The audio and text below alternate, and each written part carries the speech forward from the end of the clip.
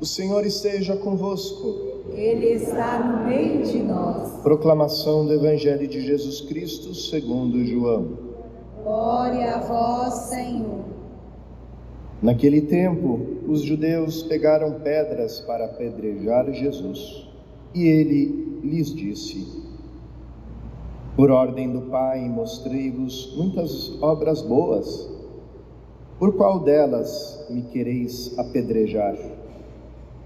Os judeus responderam: Não queremos te apedrejar por causa das boas obras, mas por causa da blasfêmia, porque, sendo apenas um homem, tu te fazes Deus. Jesus disse: Acaso não está escrito na vossa lei: Eu disse, vós sois deuses? Ora, ninguém pode anular a Escritura. Se a lei chama deuses as pessoas às quais se dirigiu a palavra de Deus, por que então me acusais de blasfêmia, quando eu digo que sou filho de Deus, eu, a quem o Pai consagrou e enviou ao mundo? Se não faço as obras do meu Pai, não acrediteis em mim, mas se eu as faço, mesmo que não querais acreditar em mim, acreditai nas minhas obras, para que saibais e reconheçais que o Pai está em mim e eu no Pai. Outra vez procuravam prender Jesus, mas ele escapou das mãos deles. Jesus passou para o outro lado do Jordão e foi para o lugar onde antes João tinha batizado, e permaneceu ali.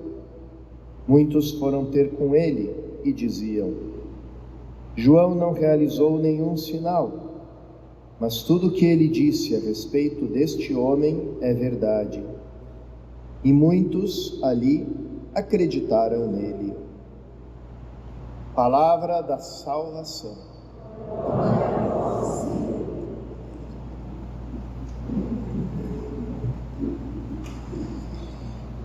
Queridos irmãos e irmãs, tanto a primeira leitura do profeta Jeremias como a do Evangelho nos mostram um quadro de luta, de conflito. Jesus faz boas obras. Aqui também Jeremias, no seu lamento, se dá conta da mesma coisa. Quando alguém procura fazer o bem, quando alguém procura realizar as obras de Deus, imediatamente começa a sofrer a perseguição no mundo, de forma que a nossa vida cristã é sempre uma luta. A primeira luta que o cristão tem que empreender é aquela dentro do seu próprio coração, quando ele resolve levar a sério a vida cristã. Ele se encontra com o peso da inércia do pecado, dos maus hábitos, das próprias tendências desordenadas que existem na sua natureza, no seu coração, que levam ele a ser fraco, às vezes a cair em tentações, em pecados. Depois existe essa luta também travada no nosso interior, mas que tem relação com o mundo de fora. Como a gente se posiciona diante de um mundo, de uma cultura, de uma mentalidade que é contrária à nossa fé. É contrária à nossa fé em uma multidão de aspectos. É a cultura da morte, é a cultura da negação de Deus, é a cultura da autossuficiência do ser humano, é a cultura do individualismo, né, tão contrária a essa vida de comunhão que nós recebemos no nosso batismo. Enfim, toda uma mentalidade de um mundo que, no final, o denominador comum é apagar o nome de Cristo, né, da face da terra, apagar o nome de Cristo da história humana, e substituir por outras coisas. Então, essa mentalidade do mundo, ela não fica só no lado de fora da vida do cristão, porque a gente interage com o mundo que a gente vive, e a gente acaba pegando essas tendências de materialismo, de hedonismo, de individualismo, etc., né, que são apresentadas pelo mundo, né, que vão nos entrando, às vezes, pelos poros, né, quase por osmose, sem que a gente se dê conta. Às vezes a gente reflete isso, né?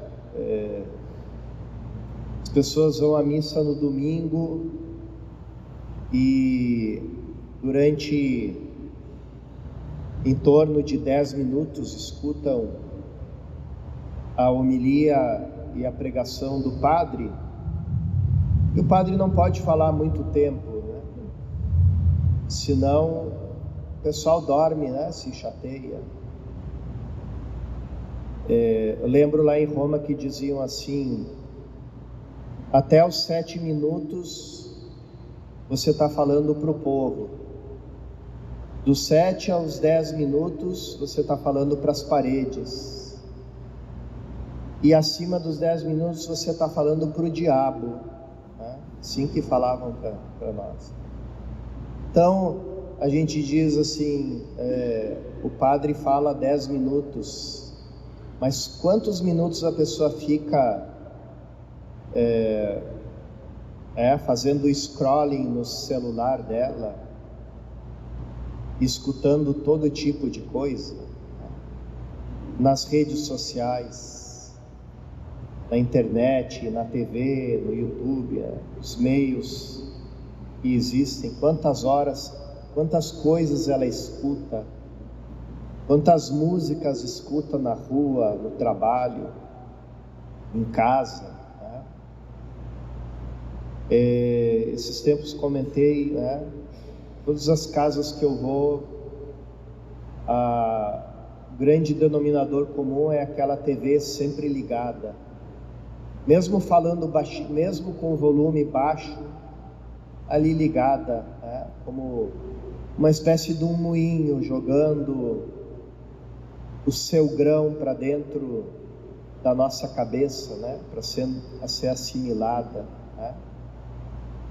E não sei se são mais perigosas as palavras que a gente presta atenção ou aquelas que a gente não presta atenção. Aquelas que a gente presta atenção, a gente ainda tem o sentido crítico de rejeitar ou não, e aquelas que vão entrando devagarinho no nosso ouvido como pano de fundo, a gente não tem como deter, nem como examinar, né? Mas quando a gente se dá conta, a gente adquiriu uma mentalidade, tá? Então, também contra isso, o ser humano o cristão tem que lutar.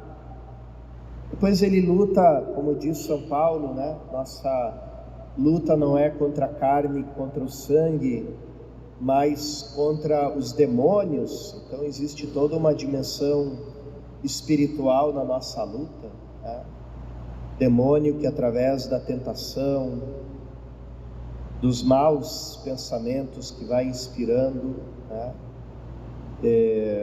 quer nos fazer cair, né, na inimizade com Deus. E depois que o cristão trava todas essas lutas dentro do seu coração, e com a força de Cristo, com a graça do Espírito Santo, sai vitorioso delas, aí se enfrenta com a oposição e com a perseguição do mundo. Ontem eu li uma estatística que desde o início do nosso século, né, já morreram por causa da fé cristã mais de 100.000 irmãos nossos cristãos, né, tanto católicos como cristãos de outras denominações, morreram perseguidos. 1 em cada 8 cristãos no mundo está debaixo da perseguição e do risco de sofrer o martírio por causa da sua fé. Mas os outros 7 não estão livres da perseguição, porque existe essa perseguição cotidiana da ridicularização, da troça, do afastamento das rodas sociais.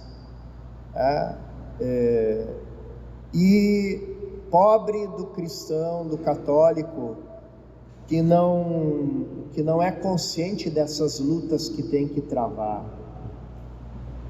Porque é como alguém que vai entrar numa batalha, numa guerra, sem nenhuma arma, sem nenhum escudo, sem nenhuma defesa. Então, Jesus, como nos mostra o Evangelho, como era perseguido, como tentaram várias vezes matar Jesus, e depois acabaram matando, mas na hora em que Ele decidiu se entregar por nós. Assim, toda pessoa que resolve levar a sério a sua fé, a sua vida cristã, vai sofrer dificuldades, obstáculos, perseguições de todo tipo.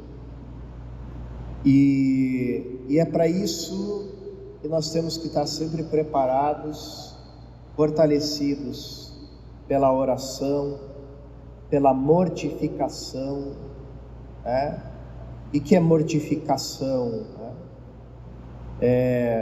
No batismo morreu o homem velho em nós, mas o homem velho em nós, ele está morto, mas ele ainda se mexe, né? É como um zumbi.